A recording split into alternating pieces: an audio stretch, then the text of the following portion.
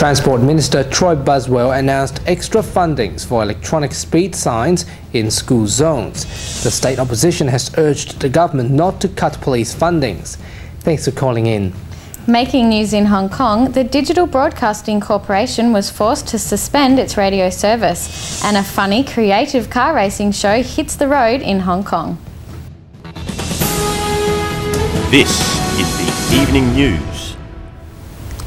Good evening. WA Transport Minister Troy Buswell announced the state government will install 40 kilometres electronic flashing speed signs on 61 school zones this financial year, reminding drivers to obey the law and slow down.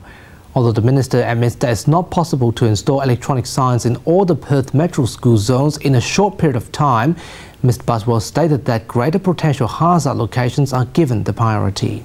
61 additional schools in Western Australia will receive electronic flashing speed zone signs being installed around the vicinity. This initiative to improve safety and driver awareness by the government comes from a $2.5 million funding from the Road Trauma Trust account in the new financial year. Though it might not be possible to install signs at all the school zones over a short period of time, priority is being given to create a safer environment for school locations which experience the greatest potential hazards. Clearly, they help remind motorists that they need to slow down.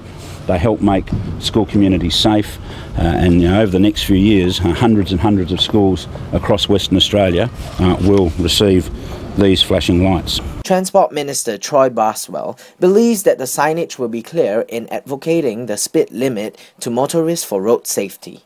When you have a look at the impact it has and the road conditions around schools, it is self-evident that motorists will slow down when they see the signs, because the signs are very large and meant to be a very visible warning to motorists and a reminder that there's a 40-kilometre zone ahead and you need to take care because school kids are there. Joanna Noonan, the principal of St Paul's Primary in Mount Lawley, affirms that it will be useful when signs are being put up around the school vicinity to provide a safer environment for the students.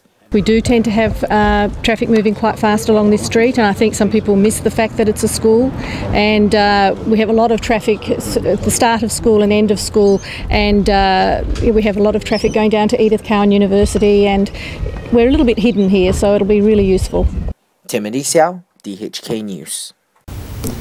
The Labor opposition has stressed the $37 million budget cut towards the WA Police needs to be reversed after Police Commissioner Carlo Callaghan said in the Parliament Committee that the police system is now under pressure. The budget slash comes after this year's state budget announced a 2% efficiency cut. In the wake of comments from Police Commissioner Carlo Callaghan's comments last week in front of a parliamentary committee, Police Minister Lisa Harvey has come out firing, steadfast that nothing had been finalised and that discussions were ongoing.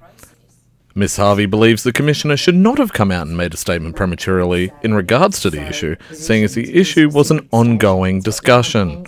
Shadow Police Minister Michelle Roberts believes, however, that the Commissioner really had no choice but to bow to existing pressures in the police force when commenting on issues surrounding parliamentary budget cuts on the police budget. Look, I don't think the Commissioner's got much choice here. He's got superintendents that are absolutely under the pump. They don't have the overtime at their disposal that they need. They don't have the number of officers at their disposal that they need, and they don't have the backup staff that they need. There's been a dramatic U-turn here at Parliament House as on Tuesday, Police Minister Lisa Harvey held a press conference to discuss alleged budget cuts. But the Police Minister shocked the press with an announcement that an additional $10.2 million was granted by the Executive Government after lobbying, in addition to an already promised $16.2 million. What does this mean for the state? It means that the previously scrutinised police hiring prior to the state election will actually occur. A big election coup for the incumbent government. Kristian Dwyer, DHK News, State Parliament. Hamilton Hill residents continues their attempt to protect the 200-year-old Great Dwyer tree by holding a community vigil for more than 3 months. While the organisers are positive about the future outcome, Cockburn City Mayor Logan Howlett said the council has met with the landowners and the developer. The parties together agreed that the historic tree needs to be protected and preserved. Cockburn residents continue to stand vigil under the Healy tree today as it remains under a threat of lopping. There are no laws to protect trees in Western Australia, and under exemptions in the Environmental Protection Act, this 200-year-old tree may be removed without prosecution. Protest group Our Community claimed to have spent a reported 2,000 hours protecting this tree. Organiser Seamus Doherty says he is positive that the protests can make a difference. This tree is estimated to be over between 150 years old and roughly 200 to 300 years old. So it's a very rare tree, endangered species, and we want to protect it because it's the last of the great chert trees in this area. Cockburn City Mayor Logan Howlett has shown his support to preserve the tree. The council has elected for the tree to be placed on the Significant Tree Register and the Town Planning Scheme Heritage Inventory. The City of Coburn's been actively involved from day one in terms of supporting the retention of the tree, and essentially we see a discussion between the two private landowners where the tree's located on the BP pipeline corridor and the developer. So we've had meetings with both parties at different times during the last few months with the intention, which all parties agreed to, was that the protection and preservation of the chert tree was of the utmost importance. Meanwhile, Seamus is optimistic about the campaign. We're here for the long term to protect this tree, and that's when we leave. Meagan Ullrich, DHK News. To Hong Kong news, the Anti-National Education Alliance announced a comeback protest to be held this Wednesday at the new government headquarters. It's understood that the first Legislative Council meeting after the local elections will be held on the same day. There will also be two groups together holding a protest supporting national education in the same area. The Alliance representatives have met the police to ensure good coordinations to avoid physical collision between two different opinionated groups during the demonstration. The Digital Broadcasting Corporation was forced to shut down after the station ran into financial trouble just 6 months after commencing service. The station's chairman and founder, Albert Cheng, has thanked the public for their support over the short period of time. Hong Kong correspondent Gordon Choi reports.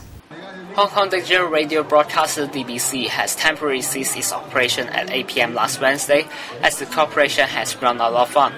A group of shareholders headed by Wong disagreed to further invest in the company, leading to a dispute among them and other shareholders led by President Taipan Eversang. Some of its program hosts have together organized a 7-day voluntary broadcast to gain citizens' support to fight for the station's future. They hope the government can interfere the dispute for public interest and the station can resume a normal service. Gong Choi, DHK News, Hong Kong. Hong Kong elderlies can receive double amount of cash allowance under the new proposed old age living allowance scheme from the government. For example, if a single elderly is eligible to apply for the benefit, his or her monthly income must be below 6,600 Hong Kong dollars and their total assets do not exceed $186,000. The Secretary for Labour and Welfare, Matthew Cheung, said the extra grant's aim is to assist the poor, at the same time reinstating the risk of transferring personal assets to other family members in order to be benefited from the plan. The department will be asking for funding on the Legislative Council's Financial Committee on October 26th. The scheme is expected to be rolled out by March next year. The streets in Sha Tin were filled with fun on Sunday as local residents participated in the Red Bull Creative Car Racing competition in Hong Kong. In order to woo the judges, participants needed to complete the race by manoeuvring their rides safely on the tracks, while at the same time showing their unique style and creativity of vehicle design. The first year of Red Bull Hong Kong Soapbox Race held at Sha Tin has attracted a large number of spectators. More than 40 teams take turns playing, dressing in eye-catching costumes in order to attract the judges' attention. Speed wasn't the only criteria of scoring. Other aspects, including the car styling and the overall performance of the team, was also recorded. Many participants displayed their unique Hong Kong designs in the chariots, like the steamer basket for dim sum, the traditional milk tea with toast. If that's not enough, how about the hawker's fish balls? Now have a look at one of the best performers who received a big praise by the judges and was crowned as the champion of this year. For those participants who didn't win any prize, guess what? It's okay to lose because enjoying the ride is the most important. Queenie Lee, DHK News. And that's how the world looks tonight. Remember to drive safe. And don't forget to join our Facebook page for all the latest news. And we'll leave you with images from a dancing competition held at the Northbridge Piazza. Good night. Good night.